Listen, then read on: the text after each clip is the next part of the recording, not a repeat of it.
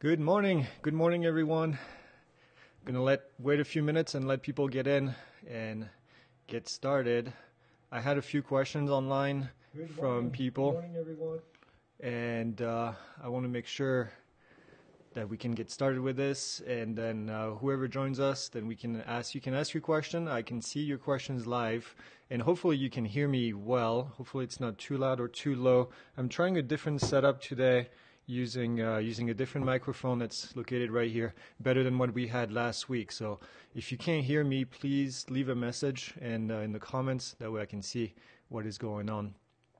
But one of the questions that I had seen online and that I have had people ask several times is about the getting an approval from the FAA in order to fly in airspace. And if you're far enough into the course, you will see that in the course we have information about submitting through LAANC, and also we have information about submitting through the FAA drone zone, and sometimes people get confused between the two. So I wanted to go over at least that part and make sure that people understand. But I'm going to wait a few more minutes before people join in, and then we can get started with this.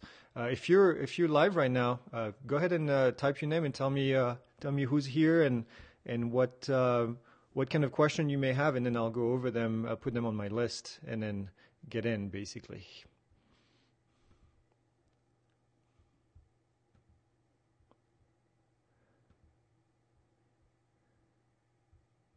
I'm making sure that everybody's approved to get in right here.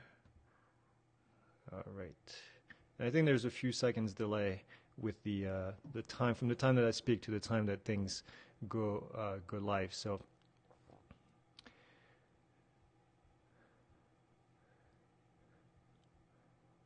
let me go ahead and let's get started talking about the difference between getting approval through the FAA drone zone and getting approval through the US facility map.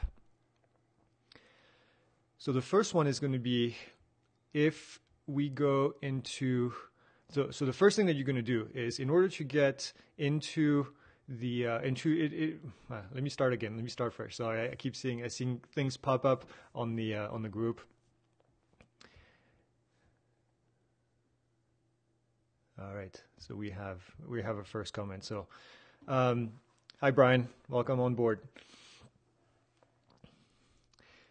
So the first thing, so actually, Brian, this may be really good for you since you already passed the test, but you wanted some information. So the question is, how do we go and find the difference between needing an approval through LAANC or needing an approval through the drone zone? And actually, the answer is pretty simple. And the way that we're going to do this is you can go on the FAA website, and right here there's a page, and you can search that, or you can see the link up here, but you can search it with the FAA, and it's FAA facilities that are participating in LAANC.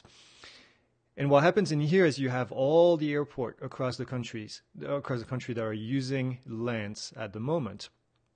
And you can see, for example, I live in Prescott, as you guys know, and I'm going to type PRC, and PRC is right here. Okay, so Prescott is part of LAANC, which means that I can go onto a LAANC provider, and there's several of them available out there.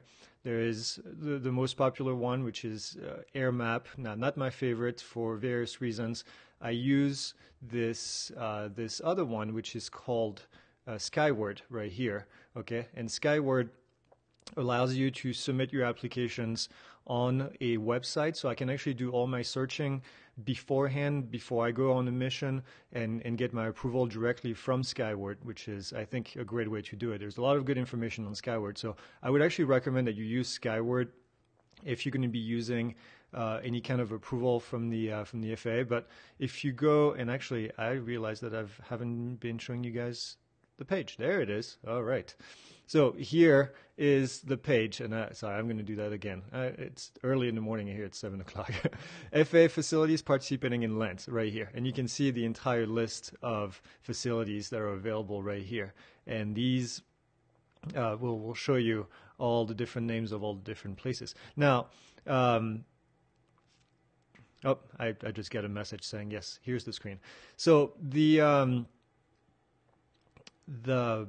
in order to, if your facility is not in here, so if your facility is not in LAANC, you cannot get instant approval. By the way, LAANC is instant. So you go out there, and there's a video in your course that will show you how to submit a request through LAANC. If it's not, then it means that they're not part of LAANC. It means that you have to go to the FAA drone zone, which is right here, faadronezone.faa.gov. And in the FAA drone zone, this is where you registered your drone. There is a way in here to submit a request through a non-LAANC facility. Now, in the past, they told you that you had to do this at least 90 days in advance. When this first started, I think I talked about this in class, but mine took almost a year to get approved. And unfortunately, the FAA is good now, and they don't really do this kind of stuff anymore. And it takes, from what I heard recently, I haven't submitted one in a while, it takes about 3 weeks to get approval in here, which is still not great. 3 days, I'm sorry, which is 3 days, which is actually great. 3 weeks was in the past. 3 days, which is actually really good. And you should get approval almost instantly. So if you plan to fly in an area that you're not familiar with, the first thing that you do is go to this FAA facilities participating in LAANC. Then you find if the airport is in there. If it is, then simply go to Skyward, for example, and go ahead and submit your request. It should be instantaneous. If you're going to fly in an area that does not have LAANC, then you go to the drone zone. Do it several days. I would do it at least a week in advance. I know it's not always possible, but once you have approval in here, it will be what's called a wide area authorization, and it will basically be valid for a year, at least maybe even several years. So the FAA has been a lot better at this. For example, Flagstaff, let me show you here, FLG. Flagstaff is an airport that's north of me, and Flagstaff does not have LAANC, and I just checked to make sure that they didn't add it, but so in this case, you have to go to the drone zone and submit, which I did. So I have approval to fly in Flagstaff because I can fly there in LAANC. So I hope this answers the question. Quite a few people have been asking about how to do this. And I'm going to go back here and let me see, make sure. All right, awesome. So another question, and I'm going to go and basically, let me go here to, sorry, I'm working with the software. There you go. So I'm going to go to this section here. This is another question that was asked a couple of days ago, and it was about the renewal for the test. And the renewal for the test, the big question for people, there's several questions, but the first big question is, how do I take the renewal? When do I take it? Well, you take it every 24 calendar months, so every 2 years.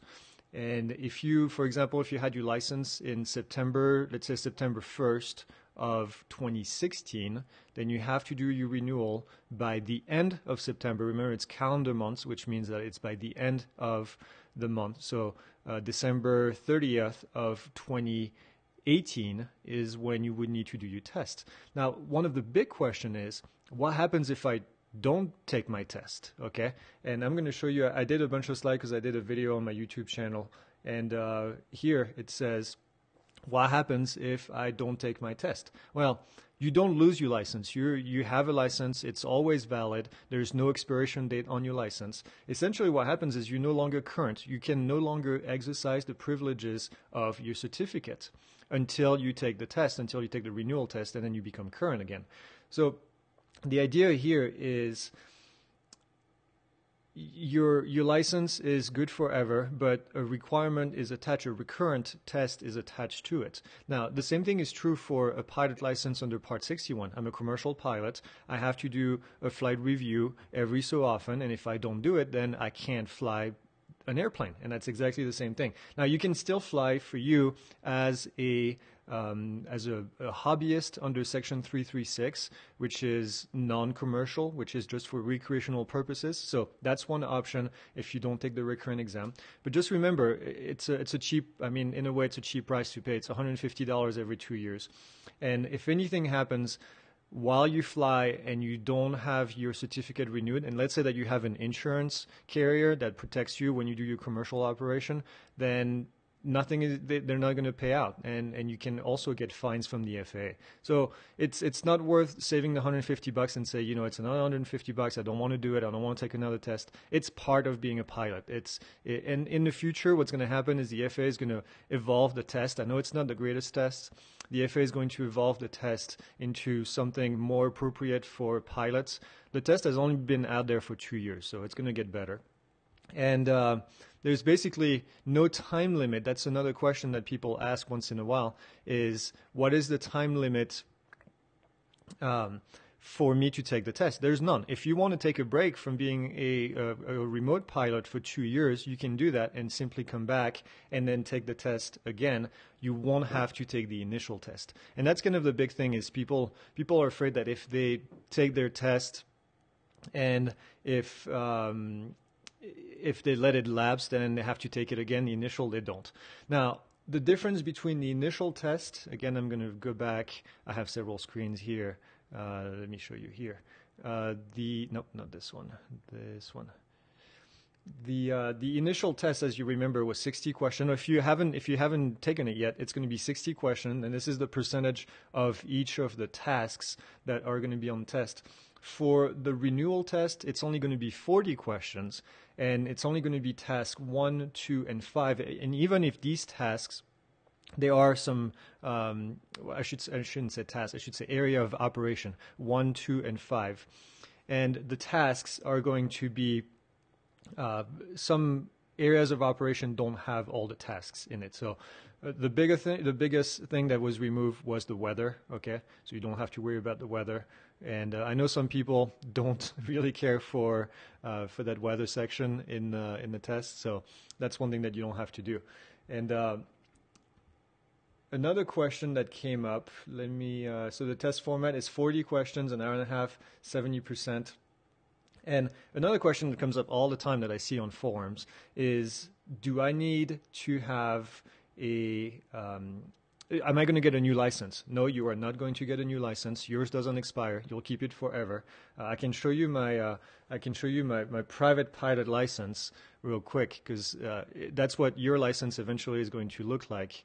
It's just kind of worn down because it did never send you a new license. So if you look, this is what my private pilot license looks like. It's kind of worn out because I've had it for many years. And then the CFI, my flying instructor certificate, I just renewed a couple of days ago, so I don't have I have only a temporary certificate now. But they send you a new one every 2 years. That's the difference between a flying instructor certificate and a commercial pilot certificate. The CFI expires every 2 years. So if I don't renew my CFI, I actually lose it, and I have to take a test again, which is completely different than what you guys are doing. But you'll keep your license for a while, and it's going to look run down after a while if you carry it everywhere you go. So there is no need to resubmit anything in IACRA once you get your license. Once you renew it, you just keep your test in your files, and that counts as basically having your a new license, the equivalent. One of the last thing I want to mention in here, and by the way, those that are on, if you have questions, please go ahead and type them now. I can see all the questions up here, and I'll go over the topic when I'm done with this one, so it helps me get ready for what's next. But if you look here in the slides, one of the questions that comes up a lot on forums, and not so much from this group, but is, should I let it lapse and then take the test? So for example, people say, well, my license expires on the 31st, and I'm just going to wait a day and basically take it in June sometime and then save a month. Well, let's think about this for a second. What are you really saving? You're not really saving much of anything if you think about it, because you're saving 1 month, which is after 24 years, okay, because you have to do this every 2 years, every 24 calendar months. Essentially, you will have saved one test fee of $150 after 24 years, okay? So is it really worth it? Not really. I don't think it doesn't make any sense to me. You have another thing to consider is that insurance agents could actually hold this against you if you're not current. This is something that I've seen in the manned aviation world, where insurance folks are asking questions about how long have you been current, and what's the last time that you had a currency check for your private pilot license or your commercial pilot license? And if you let it lapse, then they're going to basically bump up the rates because you're not somebody who's very serious about doing this. And your future employers, who knows, if you're trying to get a job somewhere, they're going to look at your records and they're going to see that you let it expire. And I don't think this is a behavior that's kind of expected of a professional pilot.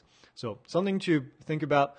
You're not really saving all that much by letting it lapse. If you really want to take time off because you're not operating as a commercial pilot, it just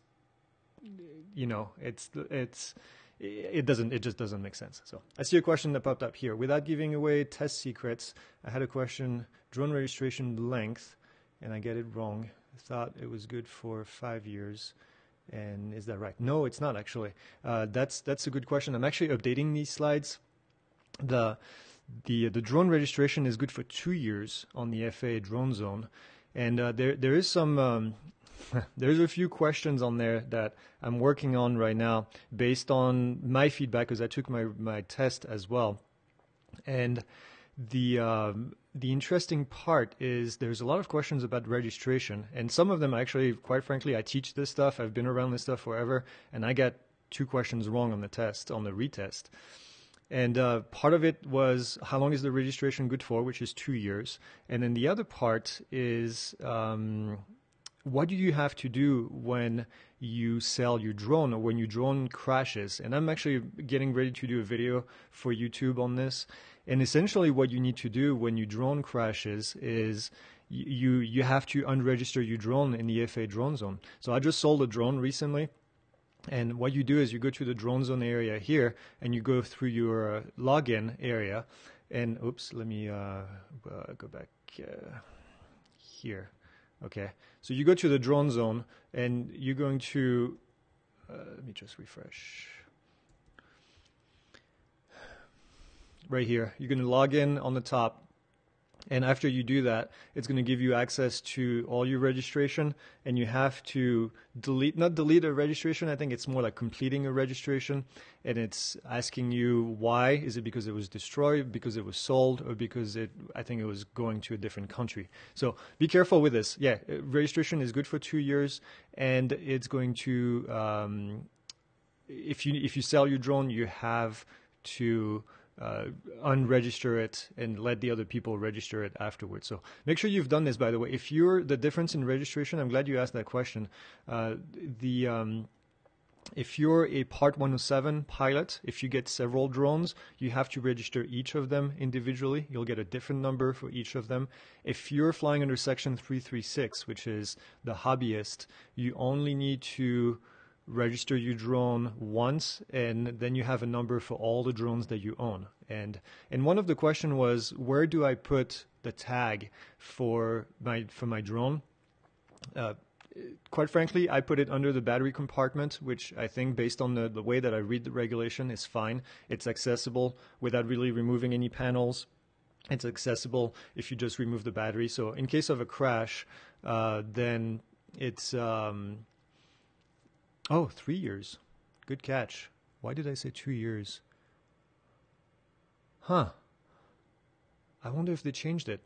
I'm 99% sure it was 2 years before, because I looked it up not too long ago. I even put a reminder in my calendar. Oh, interesting. So 3 years. Well, stand corrected. It is 3 years for the for Part 107.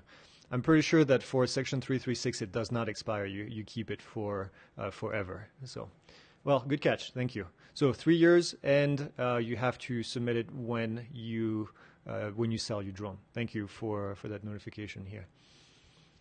Are there any other questions of things that you want me to go over? And I'm going to go back to me right here. I don't know if it's too early. We have a lot fewer people today than we had the last time that we did this.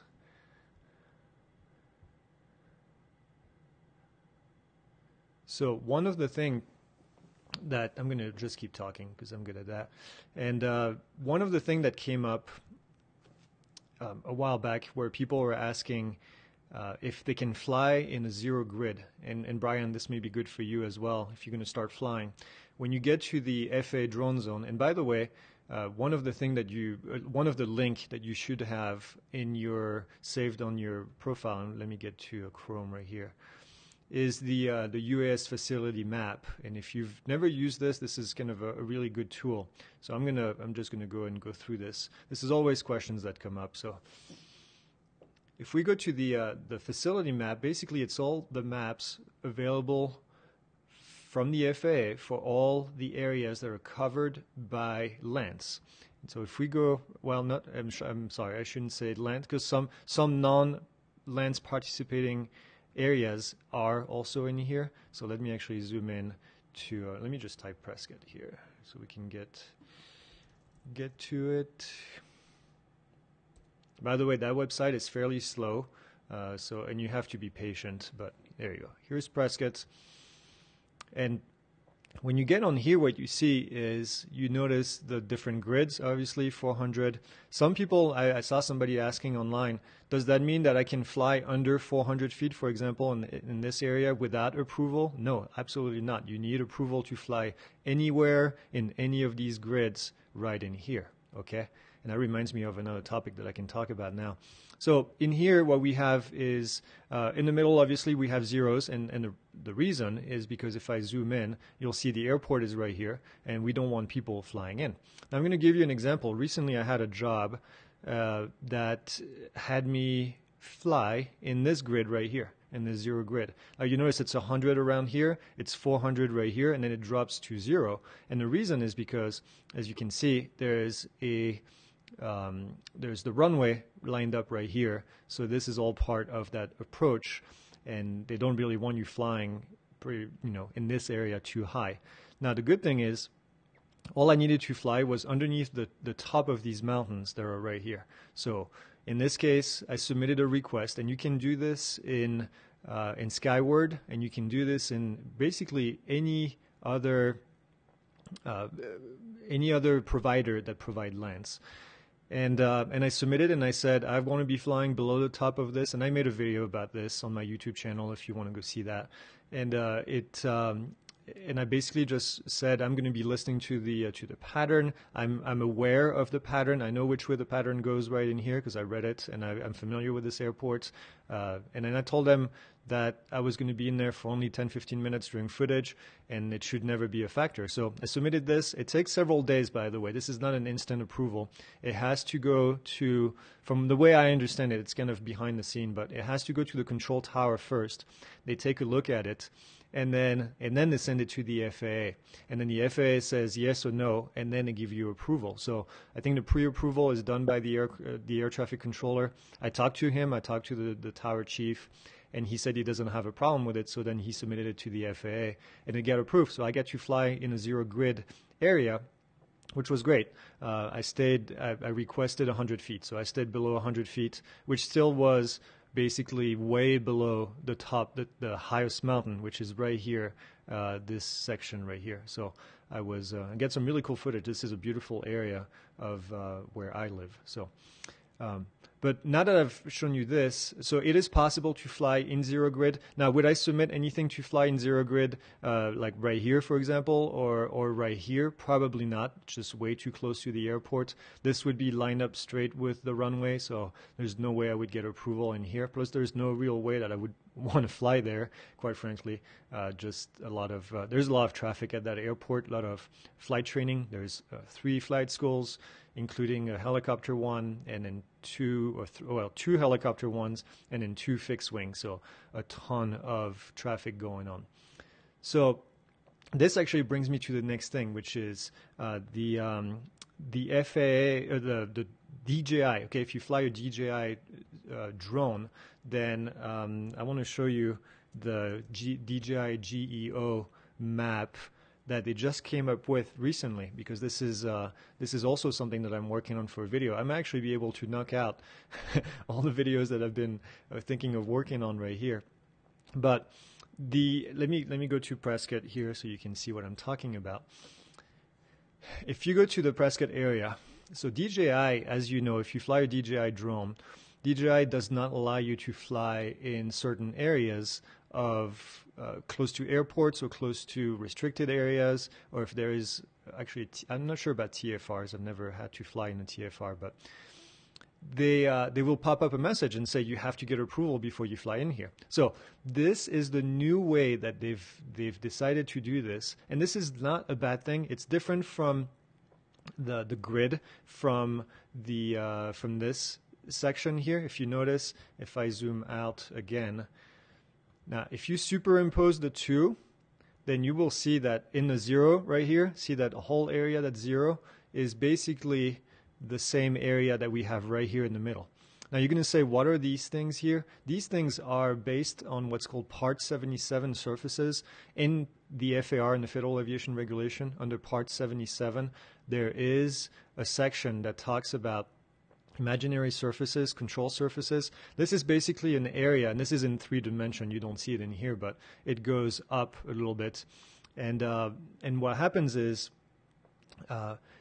you can't, nothing can penetrate this area while an airplane is in it. So this is it is a safe area for pilots to be in, and nothing can enter this without approval, obviously, and without proper separation. So this is all designed to make sure that traffic stays away. For example, if you look at some of these, if I start zooming a little bit, it's hard. It's too hard to tell. But for each of the runway, when it's active, there's a whole section that can be entered just for that specific aircraft. Now, with that being said, DJI decided to use these because they're published. They're somewhat easy to design if you know the requirements, and it's all in Part 77. So what you see in here is, in blue at the bottom, it says authorization zones. If you're going to fly within any of these, then it's going to require authorization from your DJI drone. There's also a warning zone and enhanced warning zone right here. And if you go at the bottom, it will explain to you what each of these zones are and when you may be stuck needing approval from DJI before you can fly. So if you have a mission close to an airport or close to an area that's restricted or anything else, then you want to make sure you check this website first, and it's dji.com/flysafe/geomap, and you can search it like I did, just looking at geomap, and then you'll see it right here. You'll see all the information for specific DJI drones. What's interesting in here is you have you can click, by the way. And there are zones in here that I live here. I don't even know. Now this is Yavapai Regional. That's a hospital, so I know that one. I don't know what this one is, quite frankly. Enhance. It says airport. There's no airport there. This is the airport. So you can click on each of the areas, and you can zoom in as well and click, and then you'll see all. If you wanted to fly right here, for example, then this is all the different zones that you would have to go through. So your drone is probably going to be grounded for a few minutes before you figure out how to get approval. Now, the approval sometimes is as simple as just having an account with DJI. It's called a two-step approval. Make sure you have an approved account, and then they'll let you fly. In some cases, you're going to have to contact DJI because you need to prove that you have authorization to fly in that area. So if you have an important mission that's going to be in that zone, make sure that you have your paperwork and you have it available to show DJI that you can actually fly there. But yeah, that's Part 77 zones in blue. You have other ones right here for Sedona, for example. Since actually I'm here and I'm talking about this, I don't see any other questions popping up. Sedona, there's an article recently about Sedona and flying in Sedona. Now, if you've never been to Sedona, I'm going to type that in. Type that up here. Sedona is absolutely gorgeous. So if you wanted to go fly out there, it's there. You go. You get an idea of what it looks like, and beautiful pictures to be taken. Now, the downside with Sedona is that there is a lot of there was an airport manager out there that hated drones, and apparently he's gone. I just heard the word that he's gone. But there's also a lot of helicopters that are flying around these beautiful rock formations everywhere. And they had put signs everywhere around Sedona that said no flying allowed. And it was completely illegal because if you think about it, if you look at the sectional chart for Sedona, so let me get my bearings here. There you go. Here's Sedona right here. And let me zoom in. That's as far as I can zoom in. This computer has high resolution. But Sedona is right here. And if you know anything about airspace, what you will notice is that there is a Class E airspace starting at 700, right? Class E airspace starting at 700, which means that below this is going to be Class Golf, which means that you can actually fly underneath this without any approval from anyone. Remember, Part 107, there is no 5-mile rule, so you don't need to call anyone, and you could just basically go and fly. Now, you'll notice also that there is a lot of wilderness areas. There is one wilderness area here with Munns Mountain, and then there's another one right here. So you just have to navigate between all of these different areas, wilderness areas, and stay away from them. But otherwise, you could basically just fly everywhere else in here where it's all open, and nobody can really tell you anything. But there were signs everywhere asking people to report drone operation, citing Part 107 rules that didn't really exist. And so there was an article recently that I read online about people saying that the signs are illegal and that that nobody can really enforce the regulation because it just doesn't exist. So be careful, be wary with these signs that said no drone flying allowed. Nobody owns the airspace, okay? The airspace is owned by the FAA. Now, they can restrict you from flying, taking off and landing in certain areas. If it's city property, for example, if it's a park, a city park, and there's a sign that says no drone flying, well, you cannot take off and land from that specific park. But if there is no airspace restriction, you are free to fly from a public area around it. Now, be careful, be respectful, be mindful, as always. If there is a restriction in place, maybe because there is a lot of people, remember, you're not allowed to fly over people. So just that kind of stuff. Again, be mindful, be careful of the kind of reputation that we give to our industry. But that reminded me of something else that I wanted to talk about in here. What was it? The wilderness areas. I thought of something else.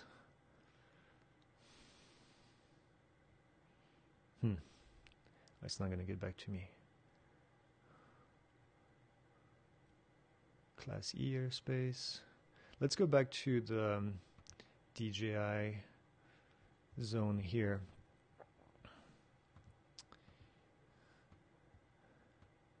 Here's Flagstaff.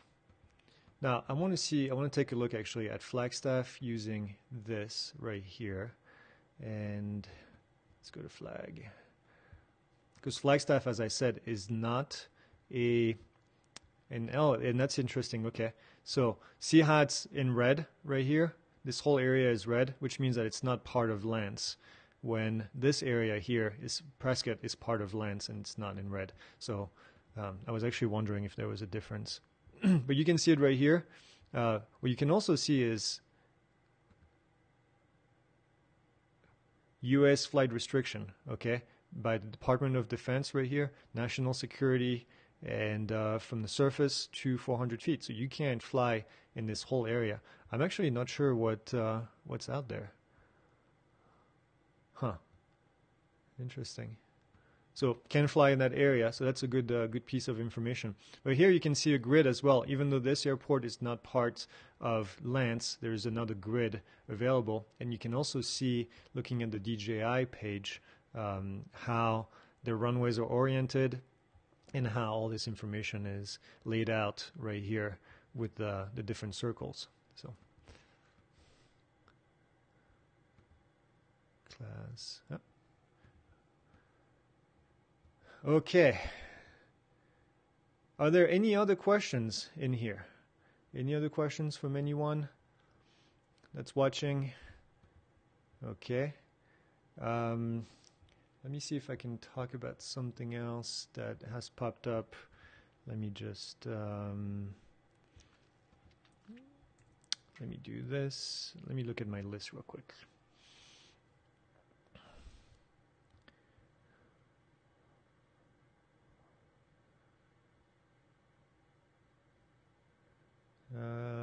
Let's see.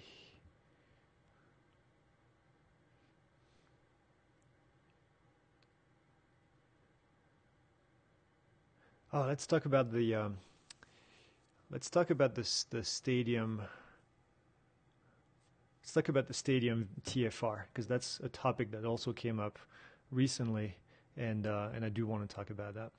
So let's go back to the, where is it? Sky Vector. As some of you may know, as you start flying closer to bigger cities or in bigger cities, there are some areas where we have stadiums. Now, if you look at the stadium symbol, let me show you. I keep doing that. There you go.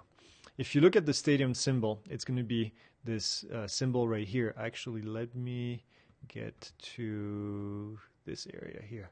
Okay, so this is the Phoenix sectional. I want to show you the legend. Actually, let me do something even better than that. Let me load up the map, the actual map, so you guys can see. This will be better quality, and I'll be able to zoom in a little bit more. So here's the sectional chart. Let me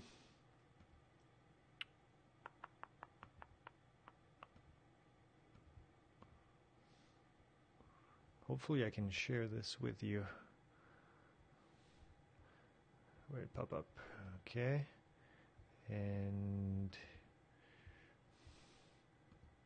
sorry, I'm still learning this software somewhat, so I want to make sure that I can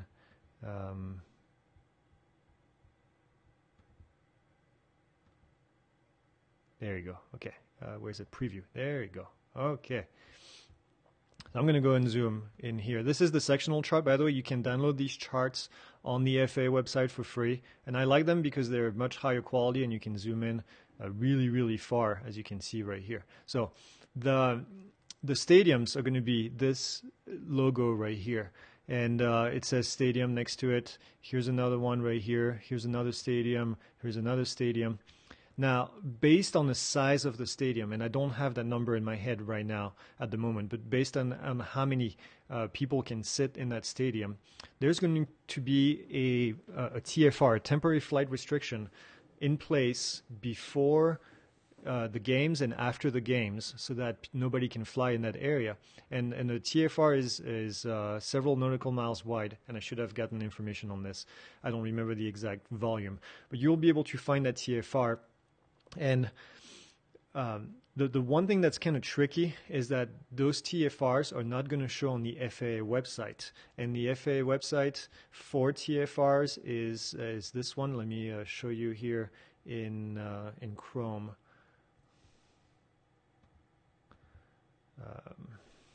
Chrome, come on, here. If you go to the FAA website, to the TFR right here, tfr.faa.gov, you will see all the list of all the TFRs available in the country at that time, but you can also select by state and then see what's happening in each of them. Now, be careful, because in here, there's not going to be information about the stadium VFRs. So if you look at the list, and by the way, see what it says here, depicted TFR may not be a complete listing. All right. The only way that you can get those TFRs is by calling the flight service station at 1-800-weather-brief. Okay, so I wanted to point that out because some people are asking about these TFRs, and sometimes they're in place and sometimes they're not. Be also very careful, because the what do you call it, apps like, for example, AirMap. Okay, AirMap, for example, is going to show you by default that there is a TFR for a stadium, even though that stadium doesn't qualify for a TFR, and even though there is not a TFR. So it's not always 100% true. So you could get into an area, and AirMap is saying, hey, there's a TFR going on because there is a stadium right here, and it's not. So you have to call the flight service station and get the actual information. That's going to be the definitive information is going to be from the flight service station, because they're the one that file the TFRs and make sure that they have access to the most recent information. So be careful. There's a lot of false positive from AirMap, for example. That's part of the reason why I don't want to use AirMap. There is a lot of things that I can talk about with AirMap. If you can find an alternative, I think it would be better in the long run to find something different. I'm also working on the video right now that is going to show you a lot of different apps available that can replace AirMap, because I think they're hurting our industry, and they need to go away, quite frankly. So, but that's just my personal opinion. I'm going to let you decide on that, make up your own mind. But this is everything I had on my piece of paper in order to fill up time if we had other questions. So is there any other questions out here? Let me go back to the Facebook page here and see if people are saying anything. I don't see any other comments on here. So keep studying the maps, the renewal, if you're going to be doing your renewal exam anytime soon, or even if you're going to do the initial anytime soon. The maps is the majority of the questions, and it's not difficult. It just takes a lot of practice. So you have to go in here, watch the videos over and over again in the course. I'm actually thinking of refilming some of the videos that are in the course. So I will have some updated information. Some of the stuff has changed with the approval process, which I have updated as much as I could, but some of the videos I think need to be refreshed. So I'm going to plan on doing that in early 2019. I'm finishing a course right now for private pilots. If any of you are interested in private pilots, I have a 5-part course available on Udemy, and I'm finishing the last one right now this weekend. It's got probably close to 40 hours of knowledge in that course. So it's a lot of information. It's basically the 107 course on steroids with a ton more information about manned aircraft. So if you're interested in this, or if you want to know how this works, then you can go ahead and see that on Udemy. You can find the course on Udemy. So unless there is any other question, I think I'm going to end it right here. It's 42 minutes going. So Brian, thanks for joining.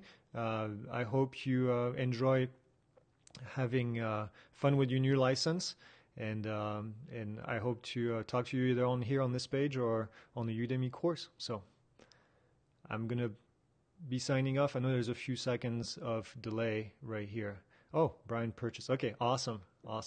Well, part 5 is coming out very shortly, and I think that's going to be the best one. That's going to be this has been my favorite one to not only create, but also to film and edit. So I think there's a lot of really good information that kind of ties everything together. If you've done 1 through 4, then 5 is going to be a good review of everything that was in these courses. So, all right. Well, I thank you for your time, and have a great Saturday. I know it's early for some of you, and I'm going to be posting this video on the page and also on my YouTube channel, and I will see you guys and talk to you guys later. If you have any additional questions, just post them on here. I might just create videos individually to answer those questions in the future, and then put them on the Facebook page and put them on my YouTube, my new YouTube page. I'm still trying to create content for it. It takes time when you're creating courses and working, and also making videos for YouTube. So, but I'm excited. I love doing it. I love sharing this. I love the feedback. We just hit over 1,000 people in the Udemy course. I've helped over 1,000 people get their license, which is mind-blowing to me, and it's really exciting. It's people from 50 different countries, which is awesome, and helped about 1,700 students total between private and the drone course, which is only 6 months old. So I'm really excited about this, and I appreciate everybody's support. So, all right, I said I'm going to leave. I'm leaving for real. You guys have a good Saturday, and then I'll talk to you later.